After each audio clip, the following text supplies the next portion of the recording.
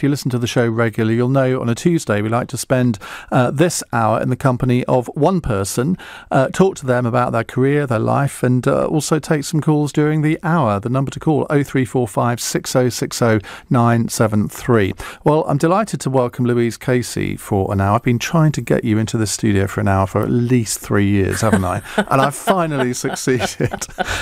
Now, if you haven't heard of Louise, what she's done in government will probably have affected you in some way or another, I think, over the last 15 years. I said just before the news all the different positions she's held. Let me just repeat some of those, because I think that will inform our discussion over the next hour. I mean, going through your career, you were before you became a civil servant, you were Deputy Director of the Homelessness charity Shelter.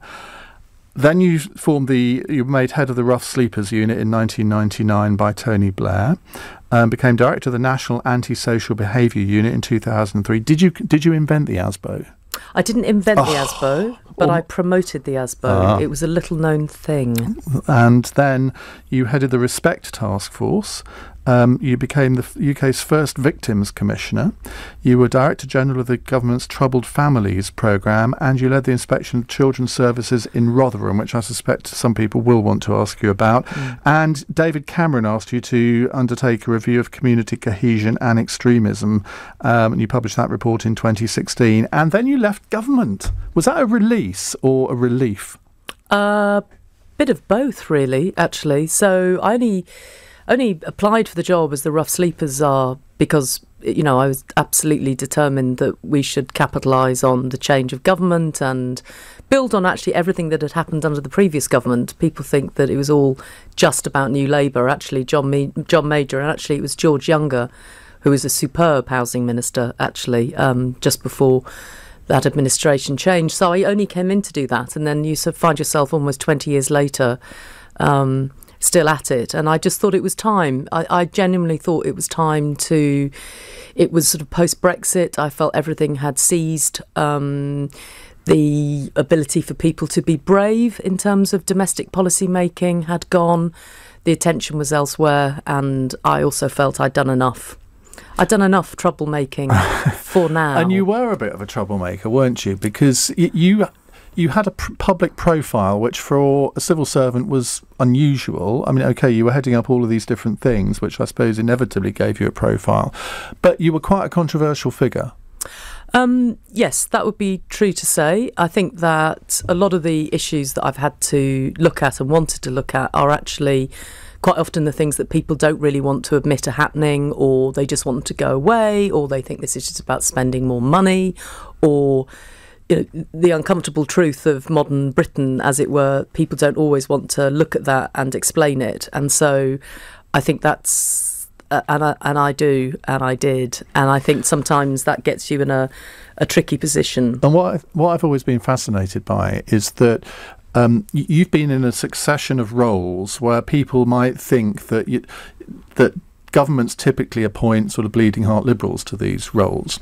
And yet, maybe you'll think this is unfair, but I would say that your approach in a lot of these roles was tough love. You actually gave people some uncomfortable messages, which often, particularly in government, they didn't want to hear.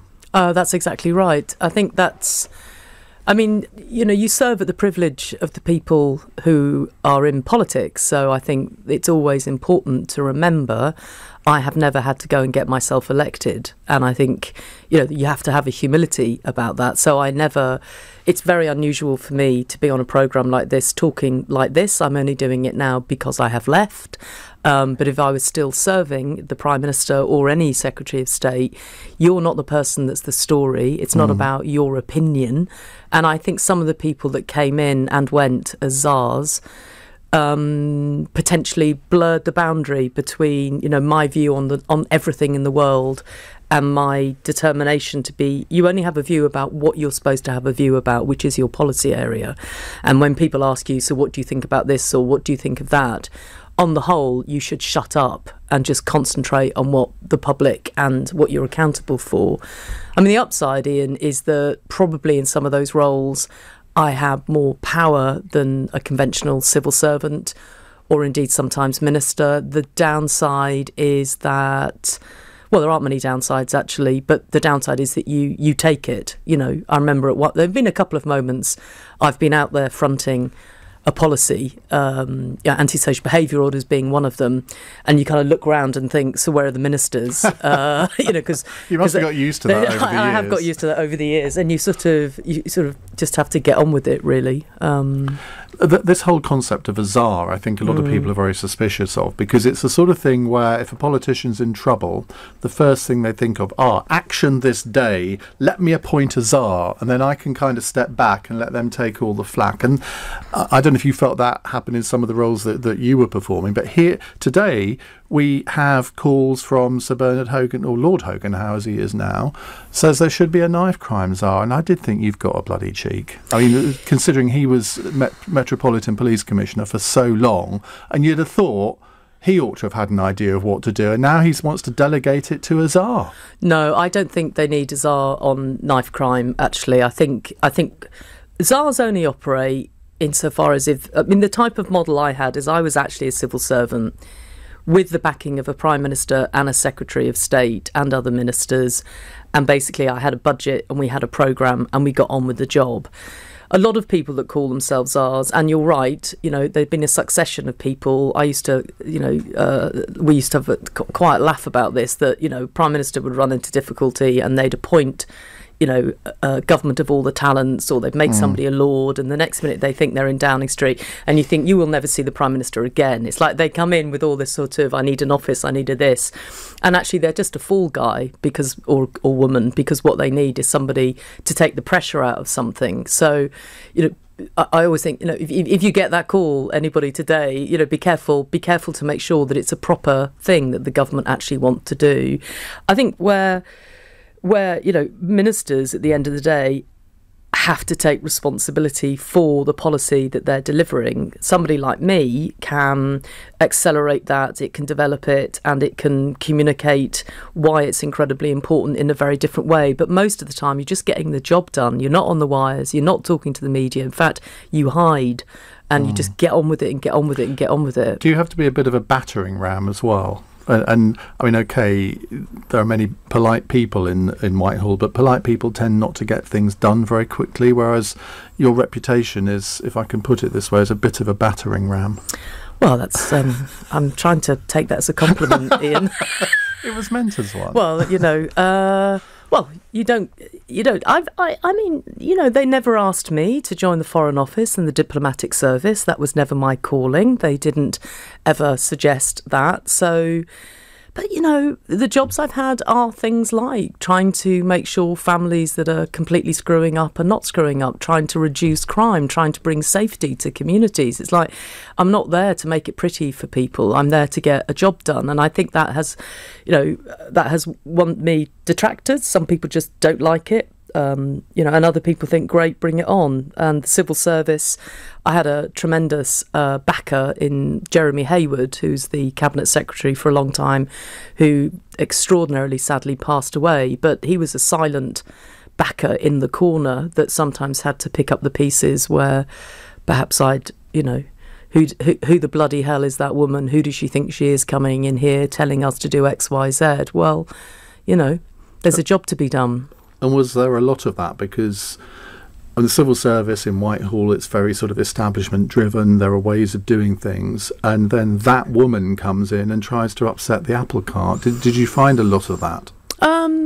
I mean, it was over a long period. Look, 18 plus years is quite a long time to be both of the civil service and a kind of part of the family. At the same time, I was also their biggest advocate and their biggest challenge. So, yeah, there was a bit of that. I remember, in retrospect, people like Jackie Smith, who you know well, would get the odd call, or the permanent secretary coming in with his head in his hands and saying, oh my God, what are we going to do with her? And yet, you just let me get on with it, really. And the difficulty is I take public responsibility for mistakes and for decisions. So that is very different to other civil servants that can go, it's them, it's not me, it's them. And I think that's the bottom line about those 18 years, is I felt personally responsible to the public and to politicians for getting the job done, and that involves mistakes, Iain, but it also involves, successes, and I think that's the difference, and that's what makes you, well, I suppose as well, those issues, crikey, I was in shelter banging on the door of government to do something. So then I'll never forget it. I arrived and I was surrounded by people that had written a note in 1999 telling ministers why we wouldn't meet the rough sleeping target to reduce the number of people sleeping on the streets by 2/3 in a 3-year period.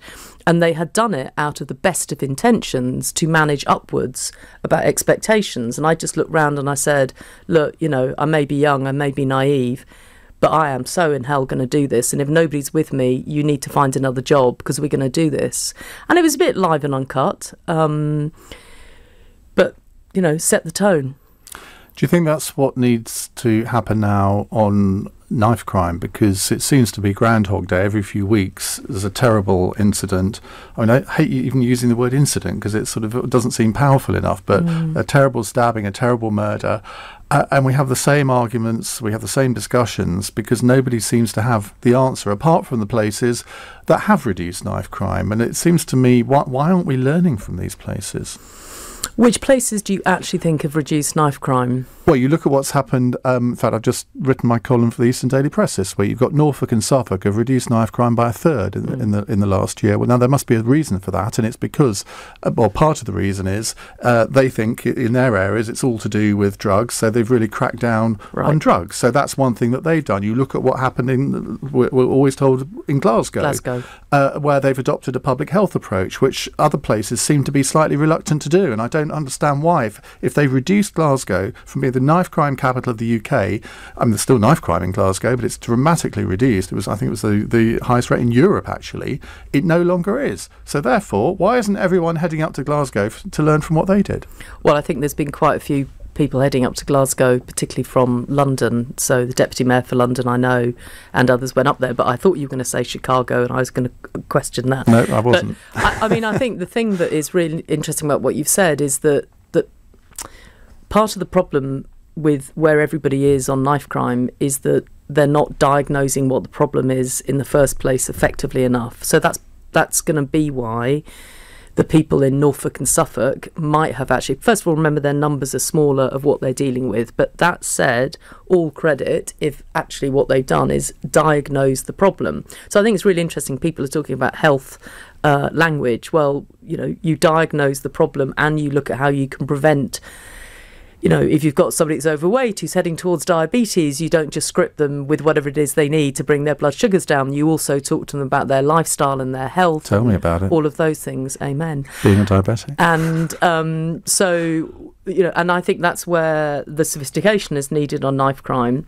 I think, I thought about whether to say this tonight or not. I just thought I'm just going to answer every question absolutely honestly and straightforwardly as it comes into my brain. The problem here is that because essentially for the last 2 years, all the attention has not been on the domestic agenda, and all of that feels to somebody like me, I said it when I was last sat in this chair, surrounded by politicians toing and froing over the intricacies of Brexit. And I was like sitting here going, dear God alive, it's like the Britain I know isn't broken, actually, but we're in pain. And somehow, even today, the Prime Minister saying she's doing cabinet-level meetings is not the same as the Blair street crime moment, where essentially the Prime Minister chaired meetings on street crime when it was genuinely out of control. She doesn't have, I assume, the capacity to do that in the next few weeks and months. And that's what's missing. We're missing on a number of issues, I think, something that says, so where are we and how do we go about doing this? So some of it's clearly about cuts to police numbers, and I'm sure you're going to ask me about that. Well, I will do in a minute, but what you're effectively implying is that because of the paralysis in government over Brexit, that is actually in some ways preventing the government from launching the kind of initiatives that you think may be needed here. Yes. Absolutely. I think it's a paralysis, and I think everybody is, week on week, every single person in the Houses of Parliament are talking about which amendment and how amendment and lots of different names of people that most of us have never heard of, and on it goes and on it goes, and another week and on it goes. And, the fact of the matter is, whichever way Brexit eventually goes, we'll all get up in the morning and we will all go to work. And now parents across this country are all going to worry about their children. And people will worry about the fact that as you walk to this studio, there are people sleeping on the streets and there weren't a decade ago. And yeah, I don't like the fact, you know me, I am actually underneath it all a bit of a bleeding heart liberal, and I don't like the kind of growth in child poverty and working poverty and all of those things. And I think that that's what we should be concentrating on. And we should, and I was a bit disappointed with, at face value, a fund that is, you know, about the left behind. Well, actually, some of that's a kept behind. Like, we've made choices about that in the way that we have cut local government and not been as sophisticated as we could be, I think, about how we actually heal Britain from here on in. And that's the drive that's needed, not an exhausted bunch of politicians that actually hate each other and are really nasty to each other the whole bloody time. What we need is a culture of kindness and, you know, collaboration around the issues that really matter, of which serious crime and street crime and knife crime is undoubtedly one of them. Well, we will continue talking about that in just a moment. We'll also take some of your calls. If you've got a question for Louise Casey, 0345 6060 973. It's 19 minutes past 8. I'm with Louise Casey, who has a fan. Somebody on a text says, I love this woman. Straight talking. Go, girl. Well, she's certainly straight talking. Let's go back to what you were just saying about the Brexit is preventing a lot of government initiatives from happening. If Brexit wasn't happening now, what would you expect the government to be doing to really tackle violent crime, not just knife crime, but sort of overall violent crime? What would you expect them to do that they maybe aren't doing? Well, I think the first thing is I don't see a joined up government strategy to tackle both the prevention and the kind of existence of knife crime as it is. So, you know, Sajid Javid, who is a good man, essentially saying, I'm bringing all the police chiefs in to talk about it. Well, that gets you so far. Who is making sure that in the areas where we know we have particular problems, that actually children's services, youth services are also brigaded where they still exist, so that you're able to, you know, for example, a really straightforward thing, right? You know somebody's in or near knife crime. You know, whether they've caught for it or whether they're carrying or whether they're next to somebody, you would go after their siblings with as much care as you possibly could. You would knock on the family's door until they opened it and go, listen, Johnny's got, you know, he's just been done for knife crime. You need help. Who else is in your house? What can we do about this? And that's where things like the Troubled Families programme and their predecessors were ways of identifying people and getting in with a tough offer of help. You know, that wasn't, you know, oh, hello, you know, would you like some help? It's like, right, your kids aren't in school, you know, you're committing crime or you're unemployed or a combination of all of those things. What can we do to reverse that in a very kind of tough love kind of way? And I think that's where you would expect a knife crime strategy to be broader. And just saying I'm putting £200 million into preventative services just isn't enough, Iain. It's not directive enough. It isn't cohesive enough. Like, which areas of the country are we really worried about? Is it everywhere? Or actually, can we actually target particular wards and particular councils where we know they're much more likely to have sorts of problems? So where's your zoning? Where's your preventative strategy? You know, you don't need youth services everywhere. Last time I checked, Hampstead's pretty rich. We don't really need to worry about kids in Hampstead worrying about whether there's a youth club open for them. But you might actually have to worry about a kid in Haringey. You know, so those are the sorts of things. And that takes a strategy and that needs driving. And, you know, Cressida Dick and other police chiefs around the country can do the policing side. But if you think, and I know you're going to, you know, come back at me about this one, I imagine you will do, but if you're looking at 50 to 60% cuts in local government spending and they're now going to what they're calling as a core service only, then there's nothing in there, Iain, for the glue that used to be there in society and in communities, like the Neighbourhood Watch coordinators, the Children's Centre, where you can go out from there and say, come on, Louise, you're struggling, let's get this sorted.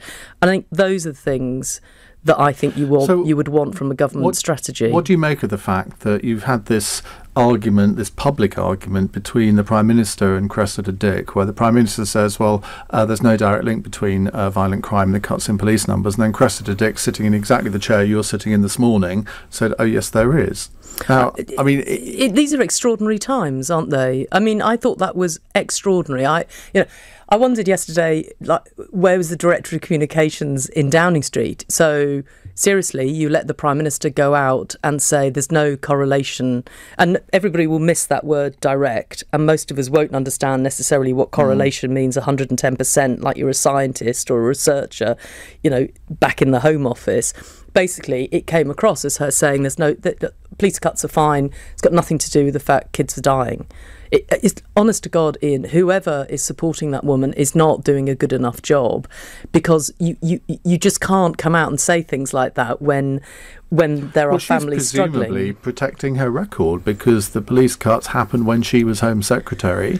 It's like she can't get rid of this immigration target because it was her target when she was Home Secretary. Yet there isn't a single other cabinet member that agrees with it.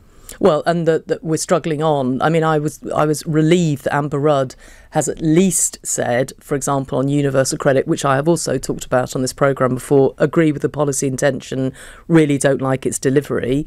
We're beginning to see the signs from her that she's moving in the right direction. I don't fully understand, and I wonder whether, with Brexit being so dominating, the position in the Conservative Party being so difficult, politics being so, dire, maybe that's a reason why that she's not able to just kind of take a deep breath and say, well, actually, yeah, we need to do something here that is different. Matt Hancock said yesterday, so there's Sajid Javid out and about saying, got to treat this like a public health issue. We love Glasgow. We're going to do public health. And he went out on air and said, it's not a public health issue, because, of course, he's sitting there thinking, oh, my God, the NHS is already creaking. I don't need this coming along. So somewhere somebody wasn't coordinating messages at my most basic civil servant. That's what I would say. But more fundamentally, they have to move on in the public mind from not grasping the issues that really matter. I mean, I've only popped on here a couple of times and said the odd word about homelessness. We are deluged with the public in some of the charities I'm involved with saying, too right, what can we do to help? So the public are here, and politicians are somewhere over there, and that just doesn't work in politics, Iain. Let's take a call. David is in Leeds. David, sorry, Louise is just getting her headphones. Oh yes, headphones. Sorry, yeah, no, she is just getting her headphones. Right, David, what would you like to say? Hi, Louise. Good evening. Good evening. What a fantastic person you are to bring this up. The very things they're ducking and diving from. You're absolutely correct. Crime's getting out of control. They've not got the budgets anymore. Police numbers are short. But the thing is, the gang actually said if they could get hold of guns, they would use guns. That's what they said today, some of the young kids who have got knives. Well, if they could get hold of guns, they would use them instead of knives. Well, and this is just what so worries me about not getting on top of the knife situation, is that certainly when I was the antisocial behaviour czar, we were worried enough about antisocial behaviour, and our version of what street crime was 2 decades ago was not knives. It was mugging, it was assault in the street. Yeah, gangs and that. Yeah, gangs and that type. And now we've got people carrying knives, and partly my desire to look coldly and carefully at what's going on with knife crime is that we have to push back on it so that it doesn't escalate into anything more difficult than it is. I mean, the very fact that people are being so utterly brutal to each other when these kids do use knives, some of the multiple stabs are really frightening. Do you think that knife crime can be described as a poverty issue? I mean, I've never really bought into that, because I think it's actually quite insulting to people who live in a poverty level to imagine that, well, you are therefore more prone to pick up a knife. I've never really bought into that. Well, what do I think? I think that if you look at where knife crime and other crime is more prevalent, it is significantly more likely to be in areas that are deprived in. There's no way around it. If you don't give, if you're in school until you're 18 and then you're moving on nicely to either a job or university, you are significantly less likely to be involved in crime. the pathway for people in poorer areas is not as straightforward as that. So I know it's a really difficult thing to say, but it was something that David Cameron got. It's something that other Conservatives get. It's something that some Labour people get as well, that you have to tackle the causes of crime, and one of those is around poverty. But things like you're more likely to be excluded in schools in poorer areas, you can't ignore all of that. Now, I used to say really clearly when I was the ASBO site, it really irritates the hell out of me that people in poor areas have to be given kind of reasons and excuses. Now, I think they're reasons, but they're not excuses. So, that as long as you see it that way, which is the reasons behind some of these things are more complicated, but that's not an excuse. And I think the minute it becomes an excuse, the minute you just do tender, you only do soft, you're creating an excuse in the system, which is, don't blame me, I come from a poor area. Well, I'm not tolerating that. You need to be tough on all of these issues, but you also have to be tender. Well, in the next half an hour, I want to talk a little bit about your work with the Troubled Families programme. You were asked to embark on that after the London riots by David Cameron. I want to look at the work, because that initiative has come under a bit of criticism, hasn't it, in recent months, I guess. So we'll talk about that. We'll take some more of your calls as well. 0345 6060 973. Ron in Barnet has been looking you up on Wikipedia, I think. He says, will Brexit spoil your birthday? It's mine too. Because it's your birthday on the 29th of March, isn't it? I suspect that, we won't be marking that as Brexit Day, but you never know. It is 8:32 here on LBC. Let's get the latest news headlines from Rachel Gerrish. It's 8:36. Louise Casey is with us, the former Homelessness Tsar, former Victims Commissioner, who's led a review into integration and headed the Troubled Families programme. We'll take some more of your calls over the course of the next half an hour as well. 0345 6060 973. Let's have a word about the Troubled Families programme. David Cameron asked you to launch that after the London riots. You mentioned it briefly a moment ago. What did it achieve, do you think? Well, the Troubled Families programme, in my mind, is one of the most important social policy programmes that administration put into place. And it's a very simple thing, really, which is he already, before I even arrived on the scene, had said there are 120,000 families, i.e. not everybody, not the whole country, but 120,000 that have significant problems and cause significant problems. Hence he used the word troubled, which of course many people on the sort of liberal left do not like the expression troubled because they felt it labels people. And so from the get-go, there was a sort of social policy fracas going on over there. I quite like really straightforward things, which is everybody in the police, in local services know that there are certain families that we all know are causing significant problems, not only to themselves, but to the people around them. And it's likely that there are 120,000 of those in the country, and that they set... How did you come to that figure? They came to that figure, which is the beginning of the sort of the reason that some people didn't like the programme, particularly in the research community, because essentially they used deprivation indices, so information around people that are poor, and they then said these people are unemployed, committing crime, and or their kids aren't in school, and they felt that they had taken like poverty information and said that makes everybody criminal, or it makes them kids that are truant. Now I walked into this and went, look, we know it's more likely. Last time I looked around Feltham, the Young Offenders Institution in London, I can assure you that unfortunately a lot of the lads in there come from backgrounds that are poorer, and they've got sort of all of the 7 or 8 things that the government put into place. So I just wanted to get on with it as did actually all the local authorities in the country. It was a breath of fresh air to people that they could actually roll their hands up, identify these families. They had extra money to put help in. And so what it did was say, look, you have to have your kids in school. So we identified families where their kids were not in school for 3 consecutive terms. So let's just go back to the last issue. We know full well, Anne Longfield, the Children's Commissioner, I think is coming in the next week or so. Very clearly... She was until Brexit intervened. Oh, OK, that's true. As ever, you As see... the meaningful vote is next Tuesday, we have to cancel it. Another symbolic thing that Brexit getting in the way. But anyway, what Anne found out very clearly is If you're excluded from school, you're 200 times more likely to be involved in a gang. So it all comes back to the fact that what we were trying to do with the Troubled Families programme is root into families whose kids weren't in school, where there was crime, where there was things like domestic violence, but also health problems and all the rest of it. And in a nutshell, I'm using the wrong tone because actually around the country, all local authorities thought this was a really good thing to get on with, and they got on with it. And out of the 6 evaluation reports, because these were the days where money is spent writ large on evaluation, 5 out of the 6 evaluation reports said, yes, this is a good thing, and 1 out of the 6 said, it doesn't prove its case. So what helped these families? Was it, the sun came up and came down and other things was happening in their lives and therefore they were helped? Or was it the Troubled Families programme? That was released in the middle of, this is one of my moments in life where I sat in the department doing a different job and realised that certain people were allowing that to be released.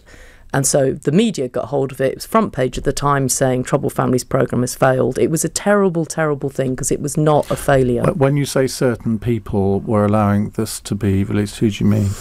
Well, essentially, it's one of those moments which I didn't realise when I was very naive on the move between Blair and Brown. I also thought they were part of the same political party, which they are. And I look back on those days as golden era in comparison to what is happening in politics now. But there was a moment where I was ploughing on thinking everything would be fine on the move between Blair and Brown, and I was wrong on that front. And ditto. So the Troubled Families programme was seen as a Cameron programme. So the usual defence that you would have ready, the proactive nature of the publicity was not present. And essentially the Downing Street at that time... so basically Nick Timothy and Fiona Hill. You've hit the nail on the head. And so they deliberately released that to undermine the whole programme? That would be unfair, and I wouldn't say that's the case, actually. It's really hard to tell whether it's always... I always think it's more cock-up than conspiracy, actually, and I think it was in that case. I don't think either of those individuals set out to undermine the Troubled Families programme, but the problem was that there was somebody else, Jonathan Portis, the researcher that had done that piece of work, fundamentally believed that it was wrong. And, he is a man of integrity. It is his belief. I happen to disagree with him, but it's his belief, and he put it out there, and the rest, and I wasn't allowed because, by then... And was that the point when you thought, you know what? Yeah, it certainly was, Ian. I'm going to Scarpa. I just thought, if this is one of the most important things that we could do, which is get into these families and help them get their kids to school, help them get rid of issues like domestic violence, help them get working. And I felt, do you know what, I'm done here, really, because everybody around the country that did that work, they were gutted that essentially that's what came out of it. And is this initiative still going? So it's gone quiet, and there is a Troubled Families programme in the department, and it continues. It's not as focused as it was, but it's changed. It seems from what you said that this was real hands-on stuff. This was not Whitehall coming up with some airy-fairy initiative or just directing money to worthy organisations. This was, I don't know whether you did this yourself, but literally going and knocking on doors and saying, right, we're here to help. Would you like some help? Well, and that's where it was just a really interesting thing for government to do, because it essentially gave local authorities, and that's where obviously we were working through local authorities, that gave them the ability to get into these families in exactly the way. I've been out with family intervention workers. They are phenomenal. Like, they've seen everything, Ian. They've seen everything, they've heard everything, and they have this incredible ability to go into one of these households and go, right, love, let's get this sorted. I know what everybody else is saying about you. I know what the cops are saying about you. I know what the social is saying about you. We're here to get this sorted. And so things like getting kids into school, if we could get every kid in this country into school, a good school, and they stayed in that school and did well until the age of 18, we would change the social policy overnight. Let's take another call from Marcia, who's in Deptford. Hello, Marcia. Good evening, Ian. Hi. Good evening, Miss Casey. Listen, I just want to say this is the first time I've listened to you on LBC, and you are fantastic. you're brilliant. You're straight talking, just like what the text said. You are very, very straight talking, and you're hitting the nails clean on the head.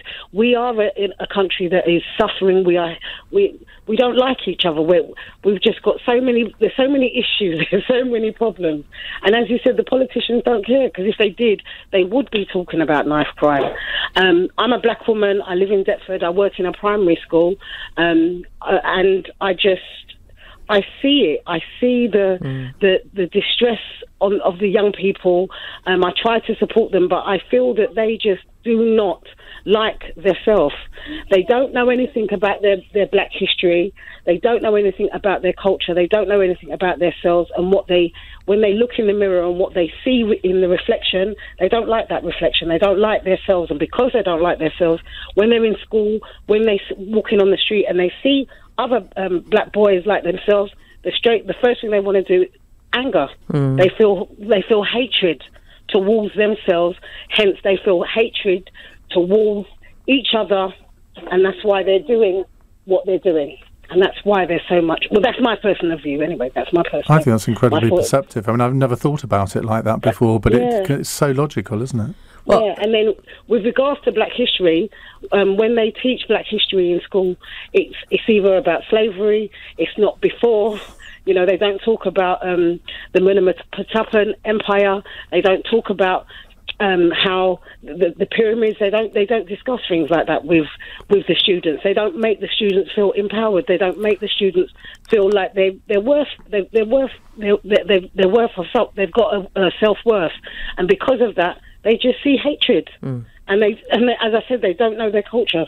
And they don't know where they're coming from. They don't know their history. Well, Louise, and they dislike what they see. Louise, self-worth. I mean, I think, Marcia, you're one of the best calls we've had on LBC for a very long time, because I think you've come up with something that I think is quite original there, and I think you've really hit on something.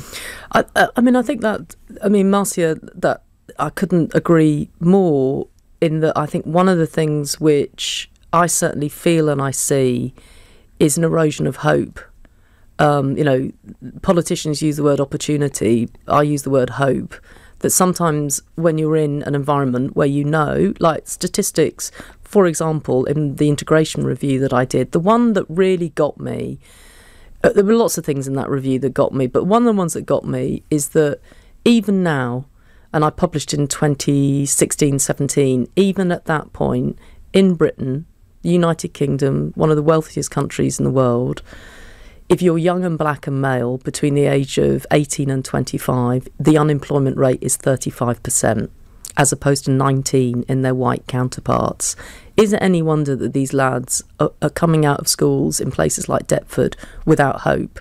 And that's where, yes, the Prime Minister should, take a grip of knife crime, but way before kids are picking up knives, in some of these areas, they've lost hope. And that's what Marcy's right about. It's a much more complicated thing than saying, yeah, we've got to crack down on people, carrying knives and using knives. I've no doubt about that. But at the same time, if you just do that, you will never change the way these kids feel about themselves. Marcia, great call. Thank you very much. I also want to focus a bit on the landmark report into integration in the UK that you led, which you just mentioned. So we'll come on to that in a moment as well. I kind of also want to spend another hour, but I'll probably be shot if we do that, so we better not. It's 12 minutes to 9. Dad says, Iain, take the bullet. I could listen to this voice of reason all night. We have made an executive decision, and Louise is going to stay with us until 9:15, because there's so much to talk about that we haven't covered so far, which is probably my fault, but you can't really talk about these issues in sort of 3-minute bursts, can you? I mean, we've covered quite a lot of ground so far. We'll take some more of your calls as well. 0345 6060 973. Well, let's talk a bit about integration. Also want to talk about your work in Rotherham, where you looked into what happened there with the grooming gangs. In the report, you argue that immigration had not been managed in the UK, and the resulting tensions had effectively been ignored by many people. So there's more polarisation, segregation in some communities, where inequality and therefore radical ideas, I guess, can more easily spread. Now, do you think any headway has been made on that recently? Well, they're two connected and different things. So my view on the immigration issue is that's not really shifting. So the kind of politically, it just keeps in this hole, and everybody looks at it and kind of stays on the outside in their positions. And, you know, what was patently clear, looking at all of the evidence and actually listening directly to people around the country, particularly outside London, is that essentially, you know, you get into this sort of political thing where on the left, everything about immigration has to be absolutely hunky-dory. Like, you cannot say that, you know, our health service is affected by the fact we've got lots of people using it that are just recently arrived or non-UK nationals or Eastern Europeans. And the right, as you said earlier, hangs on to this, as in the Conservative right, not the ultra-horrible right, but the normal Conservative Party, get themselves into this kind of, it's about managing the numbers, it's about an immigration target. And that's Labour and Tories, and that goes under the more moderate, you know, for me, better days of moderate politics, where essentially the left says one thing, the right says another thing. The fact of the matter is, this country, I think not this year, but the previous year, grew the size of Bradford. So that's 400,000 people. It is patently obvious to me, you know, as a completely normal person, that if your country is growing at that degree in terms of numbers, then essentially there's going to be a problem. And if that is also growing in terms of people not speaking English, and that those people then live in particular areas and are unemployed and are using public services, that's going to create tension. You know, that's not, I'm not clever, Iain. You know, I'm not some academic that's studied all of this over years. It's just patently obvious to anybody that's normal. And to just ignore it, which is what they've done, and say, no, you know, we need immigrants in the country or else nobody will get their coffee in London. Or, you know, other people say, look at all these immigrants coming in, we've got to stop it coming in and find ways to sort of make it more difficult to come in, hasn't worked. It just hasn't worked. And neither of those things have worked. So you've got this quite politicised, and then there are nasty edges to that as well, which is, you know, the far right is a very nasty and very, very, nasty is not the right word for it. It's sometimes criminal and nasty, particular way of operating. Every single time, you know, the liberal left say something, the far right seizes upon it. And I just felt that we were in this denial, really. It's one of those things where people just want to deny the truth. And that was my starting point. So I tried to come up with things like, well, you know, again, state the bleeding obvious. I hope that's not too rude a thing to say. No, you're 5 to 9, just before the watershed, but that's fine. To state the obvious, like, everybody should speak English. But even that seems to be controversial for some people. How is that controversial? I mean, I don't understand it either. But Louise, it's racist. Well, you see, that is just bonkers. Of course it is. It's absolutely bonkers. And I think I looked at some polling or some research as I was doing the integration review that something like 90-odd% of the British public thought everybody should have a common language and that language should be English. I did ask myself who the other percentage were and whether they were just truculent, difficult people, because, you know, like, last time I checked, if you don't have English and you're a woman that's arrived from Pakistan in some forced marriage situation, how are you supposed to get out of that if you can't speak English without your husband doing the translating? But that's the it's point. Never going to happen. You're not supposed to get out of it, are you? That's the whole point of it. And that's why it's all about control. That's exactly what it's about. And that's why I couldn't understand at points. I had a huge number of people totally 100% with us with that report, and then we had a minority of people who were saying, you know, this is too difficult, you're not in the right place. Sorry, that was therapeutic. So in terms of what came out of the report, what and the conclusions that you came to, what's happened? Well, again, what you've got is one department, actually led by Sajid Javid and then James Brokenshire, putting an integration strategy together.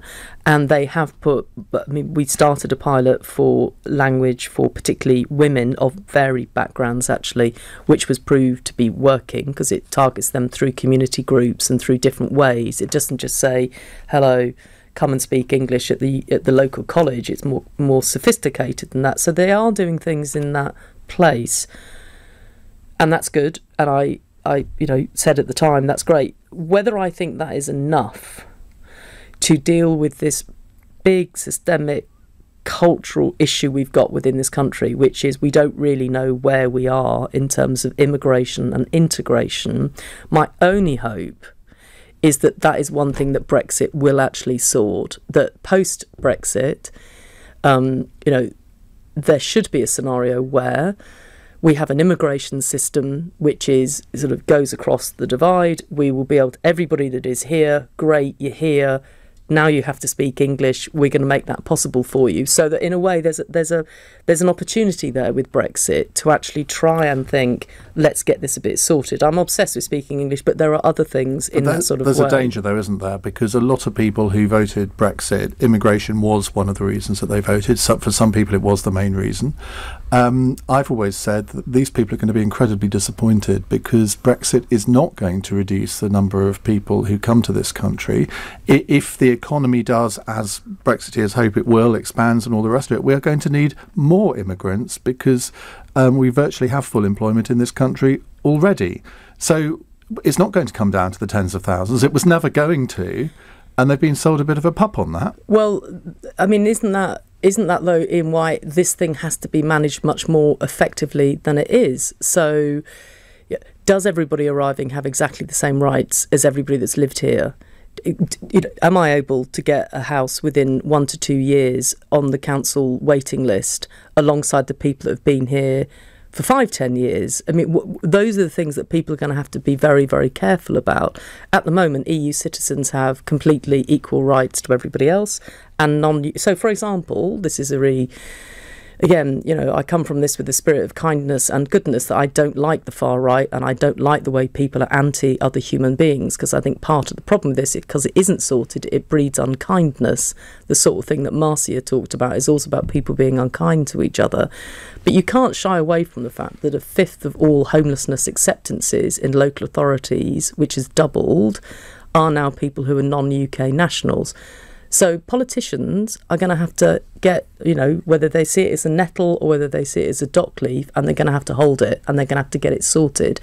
Because it's not just, everybody's going to be disappointed, aren't they? Your Remainers are going to be, the problem with Brexit is nobody's going to be happy. We're a country that's never happy anyway. Well, we'll soon see. Vinegar Lil says, Louise Casey talking to Iain Dale on LBC has to be the best guest ever. Dear God. Way too much common sense for one person, which is why she's staying another 15 minutes. So we'll talk to her about homelessness and one or two other things before she leaves at 9:15. Louise Casey is with me. She's banned me from reading out any more texts praising her. I've got so many here that I could spend the next 15 minutes doing that, but I won't.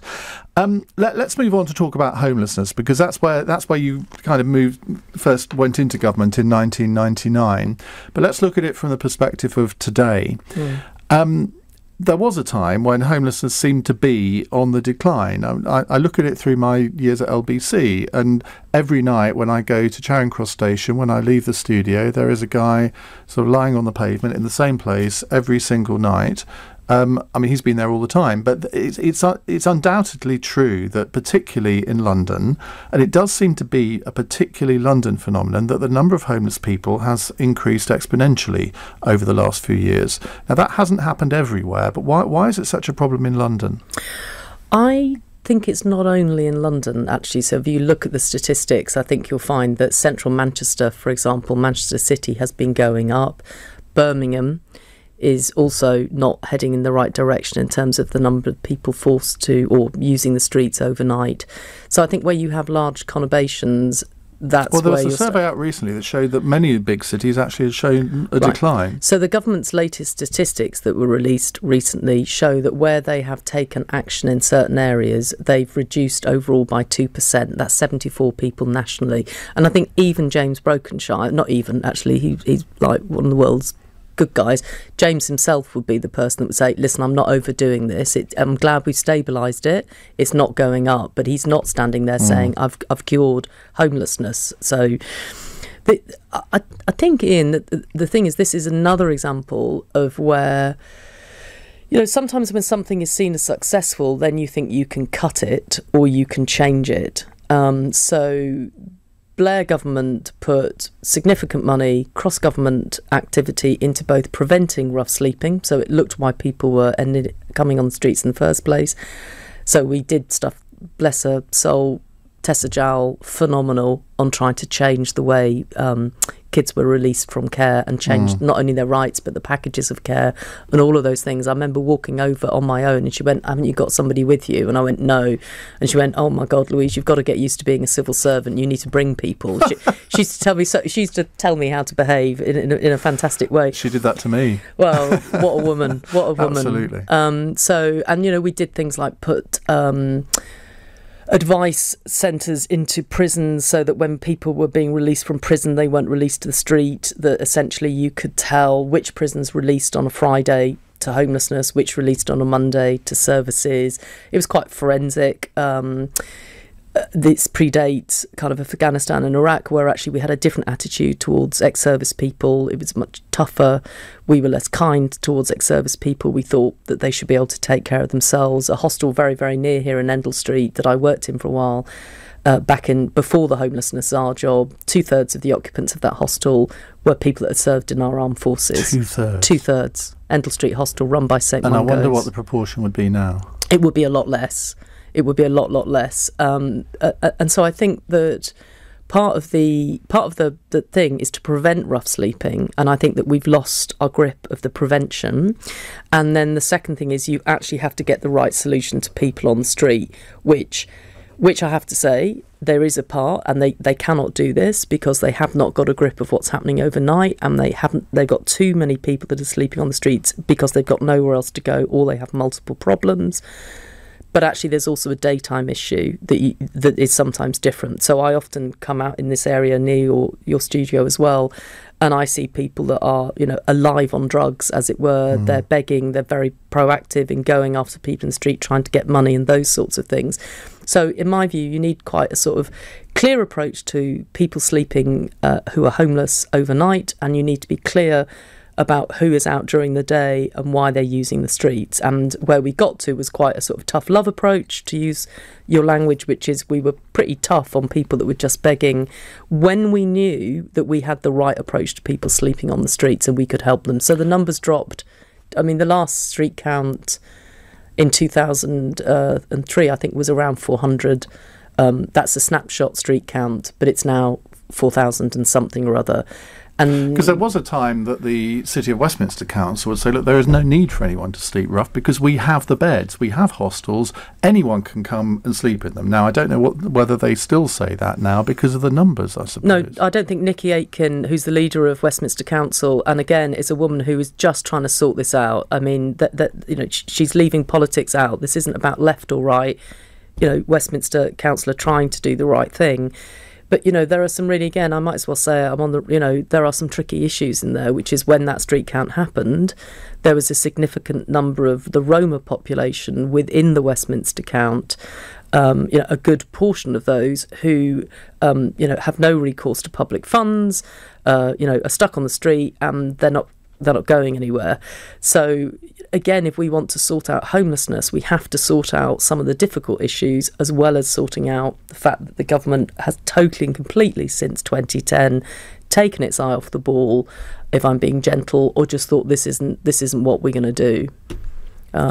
It really, of all the things that upset me the most about walking around this country is knowing that we pretty much had street homelessness licked, and now we don't, and that's so symbolic of. I think this country is compassionate. I think it is caring. I think that goes across the political divide, and yet when I see that, I don't see it. What went wrong? Well, at one level, austerity, again, we use that word over and over, but there's some truth in it. So you look, again, let's stick to the area we're in. You've got Camden Council and the local health authority there.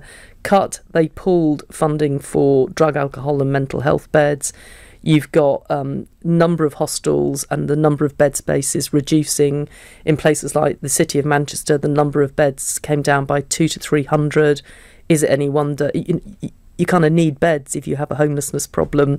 And so I think at some level, probably Eric Pickles and others thought we don't have a street homelessness problem, therefore we can withdraw this money.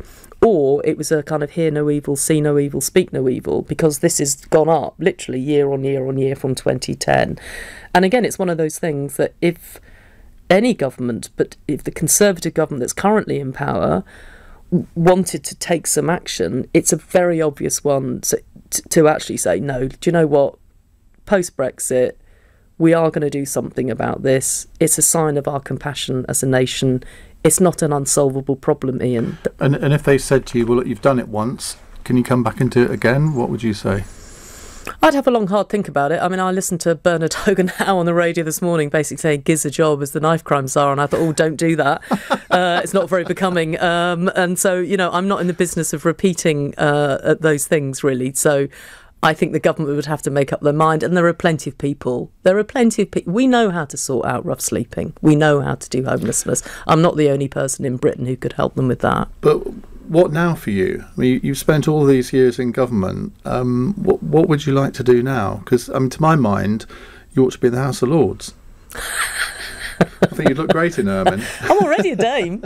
Who thought I'd be a dame? I mean, that was an extraordinary moment I wish my mum was alive for. That little letter. I was looking at it thinking, what's DBE? I literally looked at it and I thought, and it's one of those don't tell anyone. You know, you get this letter saying you're not allowed to tell anybody anything, blah, blah, blah. I was speed dial, my best mate. I went, oh my God, Judith, can you believe it? Anyway, I shouldn't say that out loud. I mean, look, I'm the chair of this thing called the Institute of Global Homelessness, which allows me to go...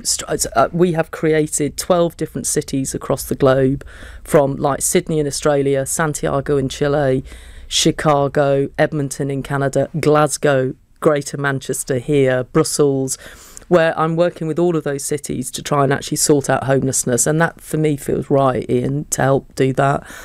Nosing around at King's College in London, pretending to be a visiting professor, and they let me have views around integration and social cohesion there. So I'm pretty busy, and I thoroughly enjoy being able to be free to think and to speak and not to feel muzzled, really, anymore. Well, I think you'd make a great LBC presenter. Now, there's a thought. It's a scary thought. I might have a little word in that direction. Well, Louise, it's been absolutely fascinating. I know that everybody who's listened to the last hour and a quarter and would want to thank you, because it's rare that we get somebody who's been in government, that isn't a politician, that comes on and is just straight. And we all appreciate that. Thank you very much indeed.